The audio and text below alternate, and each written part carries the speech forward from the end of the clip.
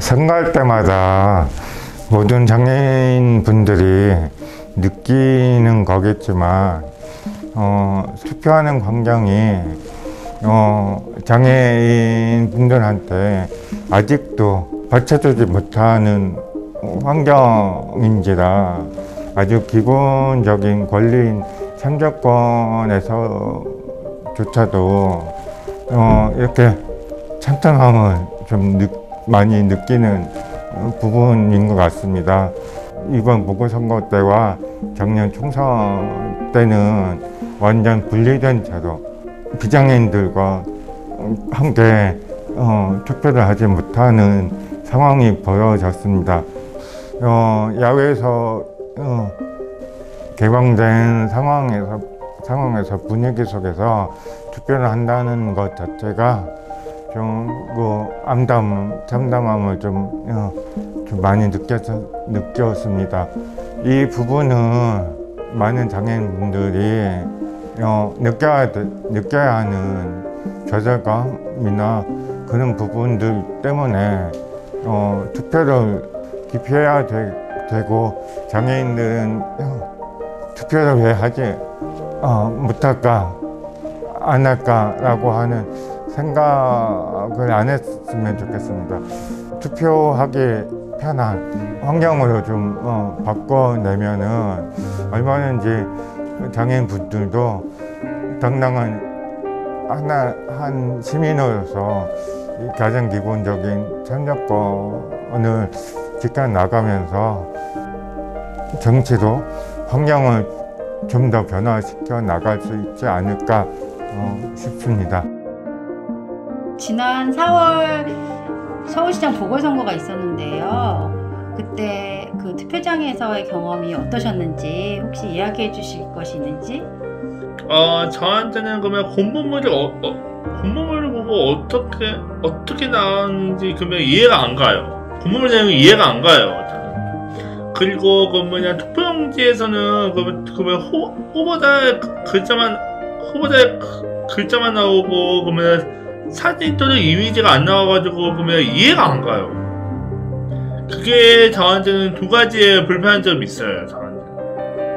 그러면 이런 점이 좀 편해지시려면 어떻게 되면 좋을까요? 그러면 그 투표용지에 그러면 글자뿐만 아니라 글자하고 사진이나 이미지도 같이 나왔으면 좋겠고요. 공보물이 그러면 좀 더 쉽게 이해할 수 있게 나왔으면 좋겠다는 생각이 들어요.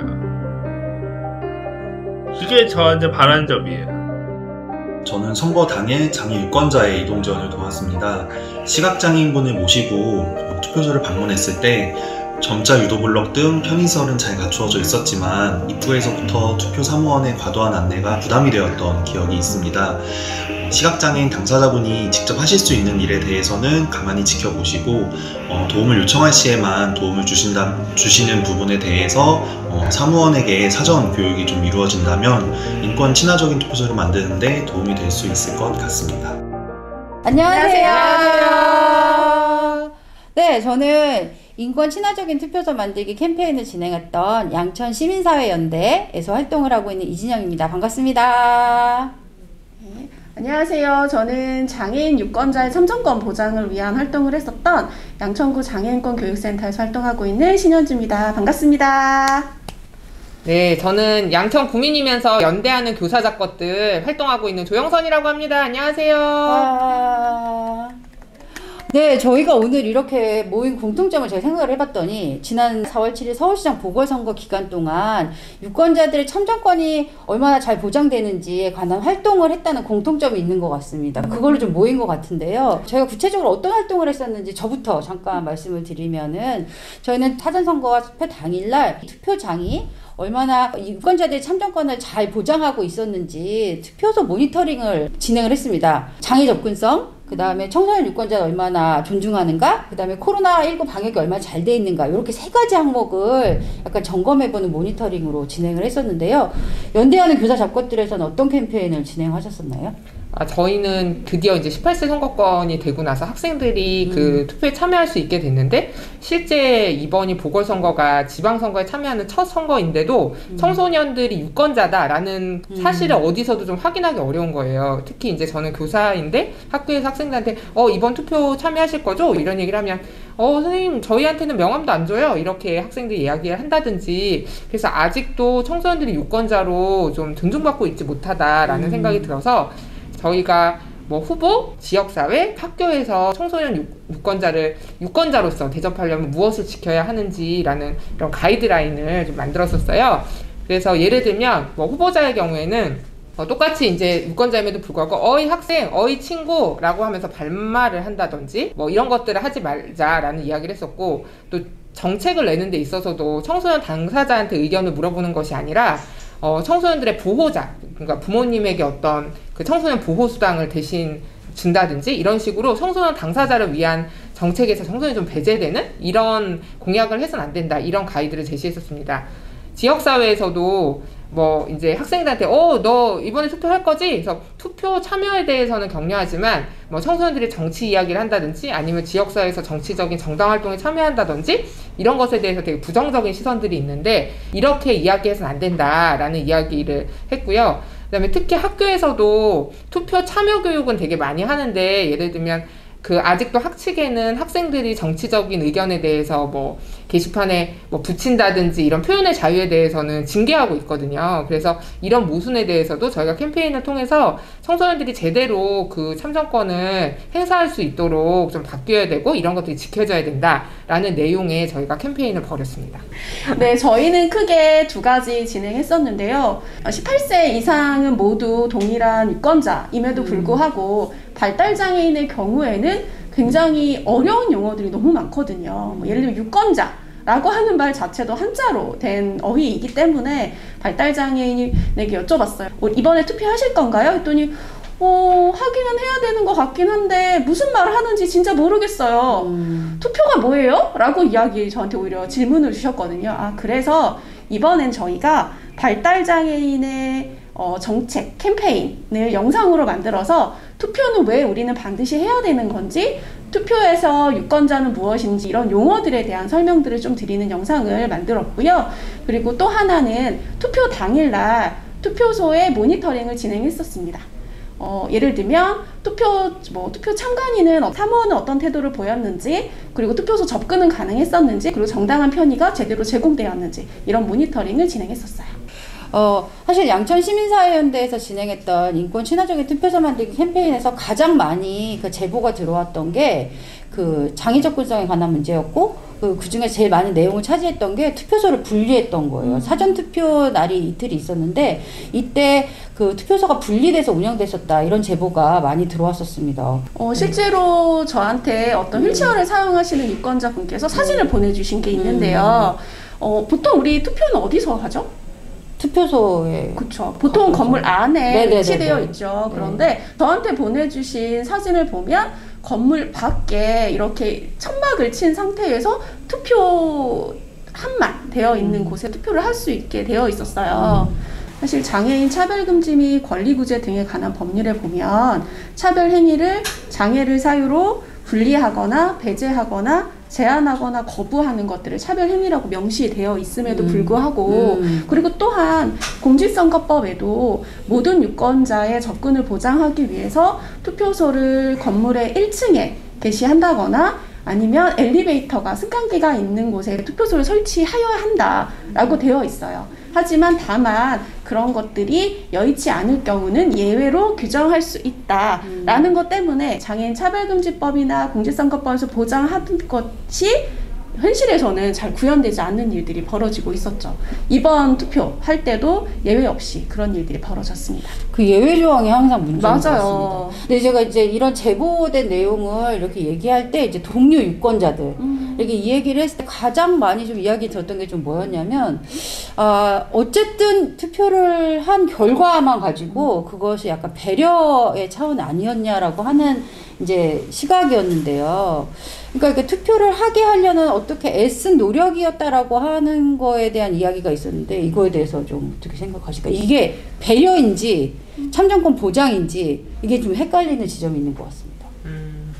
그러니까 배려는 사실 안 받아도 되는데 해주는 걸 배려라고 보통 얘기하잖아요. 근데 이제 민주주의 사회에서 그런 투표권을 행사하는 것은 사실 그 제도를 만드는 가장 근본적인 것이고 그래서 그냥 문이 열려 있다고만 해서 가능한 건 아니잖아요. 저는 뭐 장애인이든 청소년이든 마찬가지라고 생각하는데 못 오게 한 적 없어요 라고 얘기하지만 사실상 거기에 접근할 수 없는 사람들인 것 같거든요.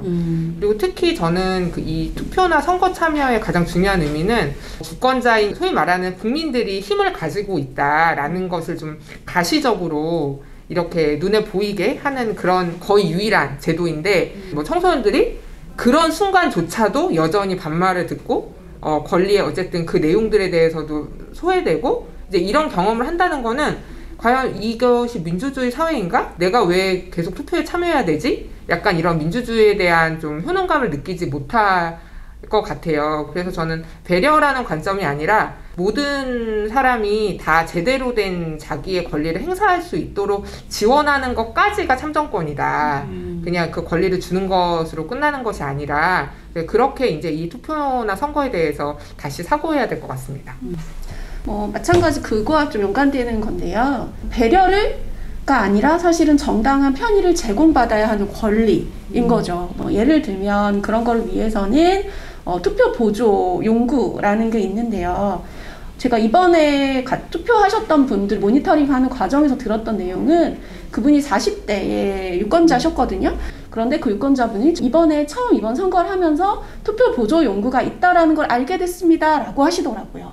그런 제도가 있는 걸 사실 투표 사무원분들은 이거는 제공해도 되는 거. 제공하는 투표 사무보조는 배려를 잘한 사람이 되는 거고 제공하지 않은 사람은 그냥 다른 유권자와 차별을 두지 않았다라고 생각하게 될 수 있을 것 같아요. 근데 사실은 당사자 입장에서는 정당한 편의를 제공받지 못한 차별 행위를 경험하게 된 거였죠. 근데 오히려 이번에 전 그 투표 유권자 분하고 말씀 나누면서 본인에게 당연히 있어야 하는 것들을 그냥 그동안 우리는 그 배려라는 이름으로 그냥 넘어갔던 일들이 있었구나라는 생각이 들었고 그래서 사실은 이건 당연히 법률적으로 되어 있음에도 불구하고 투표 사무원 분들이 이런 교육들을 제대로 받지 못해서 일어나는 일들이라고 생각을 해요. 그래서 그 부분들에서 다음 선거, 우리가 내년에 대통령 선거도 해야 되고 지방자치 선거도 해야 되는데 이런 선거에 있기 전에는 반드시 투표 사무원 분들에게 장애인에겐 배려가 아니라 이건 정당한 편의 제공이다 라고 하는 인식들을 심어주는 사전 교육이 반드시 필요하지 않을까라는 생각이 좀 듭니다. 네, 제가 사실 이번 그 캠페인을 진행하면서 우리가 흔히 선거는 민주주의의 꽃이라고 계속 말하면서 뭔가 이렇게 제도가 되어 있는 것 자체만으로 뭔가 박수만 치고 있었던 건 아닌가 이런 생각이 들었거든요. 그 안에 청소년 유권자들을 어떻게 또 장애인 유권자들이 어떻게 참정권이 제대로 보장받을 수 있게 제대로 지원이 됐고 제대로 보장받고 있는지에 대해서 굉장히 좀 자세하게 이해하게 구체적으로 경험한 것 같습니다. 그래서 유권자들이 뭐 이렇게 정부나 선관위나 이런 데서 노력하는 게 유권자들이 이렇게 계속 뭔가 요구하고 이야기하는 것들이 왜 계속 중요하다고 생각하시는지 한번 또 이야기를 나눠봤으면 좋겠어요. 뭐 지금은 저는 좀 많이 의미가 퇴색되는지 모르겠지만 어쨌든 저희가 촛불을 통해 경험한 것이 정치에 대한 무관심이 세상을 좀 어떻게 망가뜨리는가에 대한 기억이었다고 생각을 하는데 무관심하지 않게 되려면 사실 뭐 청소년이든 어쨌든 일반 시민들이 이 나의 투표 참여 행위가 이 세상을 바꾸는데 어떻게 영향력을 줄 수 있는지 끊임없이 확인돼야 되는 과정이라고 생각을 하거든요. 근데 아주 기초적인 투표의 참여 과정조차 내가 여전히 이렇게 가시화되지 못하고 보이지 않는 존재로 취급받는 경험은 사실 계속 정치로부터 사람들을 멀어지게 하는 방식이라고 생각해요. 그래서 민주주의에 대해서 정말 민주주의가 될 가치가 있고 그리고 민주주의는 정말 지켜야 된다라고 생각하는 사람들일수록 우리가 생각하는 민주주의의 틀 안에 들어오지 못하고 있는 사람은 누구인가, 그리고 그런 사람들이 가시화될 때 사실은 제대로 된 민주주의에 대한 얘기를 우리가 할 수 있는 것은 아닌가라는 생각이 좀 많이 좀 널리 퍼졌으면 좋겠습니다. 네. 그동안 사실 장애인 하면 복지의 대상이라고만 많이 생각했던 것 같아요. 사실은 주민으로서의 주체의식을 가질 수 있는 게 가장 대표적인 게 투표인데, 투표 행위에서조차도 주체적으로 활동하지 못했던 분들에 대해서 부분들에 대해서 우리는 좀 더 관심을 갖게 돼야 될 것 같고, 그래서 장애인 당사자 분들에 대한 유권자 교육도 같이 진행을 해야 하지만, 또 한편으로 그런 부분에 있어서 다른 비장애 시민들도 본인들이 갖고 있는 권리와 또 장애를 갖고 있는 시민들의 권리, 어떤 것들이 불평등함이 있는지에 대해서 같이 살펴보는 활동들, 이런 거 되게 중요할 것 같아요. 그래서 앞서 말씀드렸던 공직선거법 관련돼서 법은 당연히 그런 독소조항 해도 된다 라는 것들에 대해서, 투표소 설치에 대해서 예외 규정을 한 독소 규정을 없애야 되는 거는 또 정치적으로 또 진행을 해야 될 일이지만, 또 하나 이렇게 분리 투표가 되어 있는 현장에 대해서 주민분들은 이건 문제야 라고 하는 그런 의식들을 가지는, 같이 함께 살피는 태도, 이런 것들을 좀 가질 수 있는 계기를 좀 많이 마련했으면 좋겠습니다. 네, 그럼 저희 마지막으로 같이 모두의 참정권이 모든 유권자들의 권리가 제대로 보장받을 수 있을 때까지 같이 또 계속 힘내서 또 해보는 응원의 인사를 마지막으로 끝내볼까요? 네. 오늘 이렇게 짧지만 깊게 나눴던 이야기들이 모두 실현되는 그날을 위해서 모두의 참정권, 모든 유권자의 권리가 보장될 수 있도록 우리 모두 화이팅!